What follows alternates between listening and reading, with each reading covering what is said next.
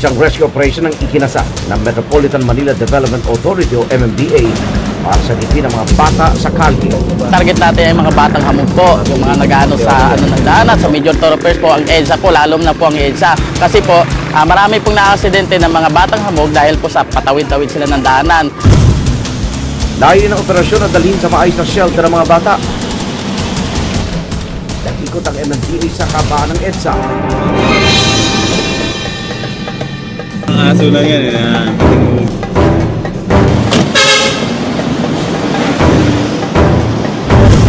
Sa ilalim ng tulay na ito, pinabutan ng grupo, natutulog ang 4 na kabataan. Tayo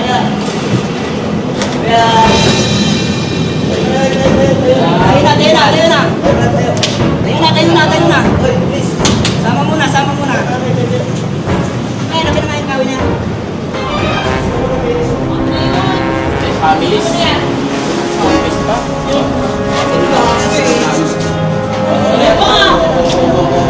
Bakit? Ano yung anak mo yan? Bakit kayo maano sa'yo? Sa patuloy na pag-ikot ng MMDA, isa pang binatilyo na ginawang tulugan ang kalyang kanilang nirescue.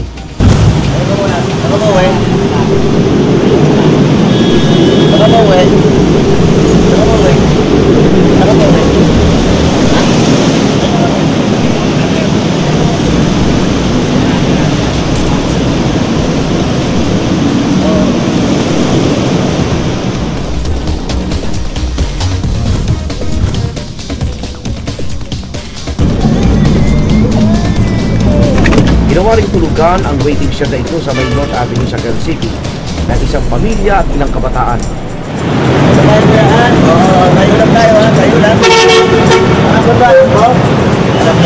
Sama na kayo.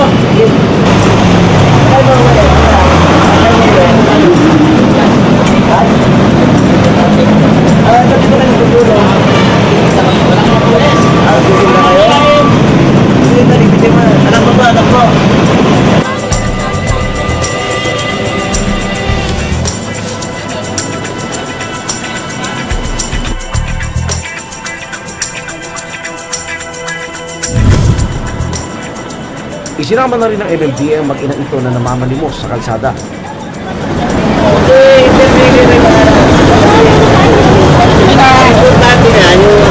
Sabi ko yung ano, yung mga bata. Sabi kayo may social worker yung nangyari sa inyo. Gamit ko to, di ba?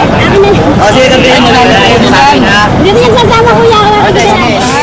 So ang operation natin ay batang hamog, minsan may dadaanan po tayong mga street families. So sinama po natin sila kasi ay namamalimos po sila doon sa area kung saan po hindi pwede.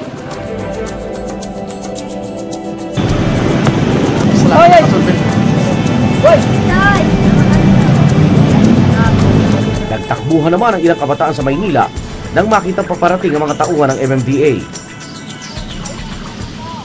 Ang mga na-rescue ng MMDA dinala sa Jose Pabella Center sa Mandaluyong City.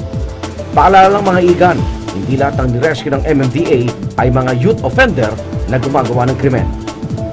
Nais lang nilang ilayo sila sa pagtira sa kalye dahil dito nagsisimula ang lahat ng panganib na maaari nilang harapin. Pero aminado ang MMDA na karamihan sa kanilang nare-rescue bumabalik lang sa kalsada. Maayos na relokasyon. Isa ito sa mga solusyong nakikita ng Social Services Development Department ng Quezon City para maiwasan ang pagbabalik sa kalsada ng mga nare-rescue. Kasi kahit yan ilipat mo kung saan, kung walang pagkakakitaan, walang eskwelahan, walang pagamutan, definitely babalik at babalik din yan sa kalsada. Para sa mga batang ulila na o iniwan ng mga magulang, mahalaga ang papel ng pamahalaan para sila'y masagip at maitama ang landas. Pero sa mga batang mayroong magulang, pero nananatiling pag-alagala sa kalye, napakahalaga ng papel ng mga nakatatanda sa paghubog sa kanila para lumaking may mabuting asal.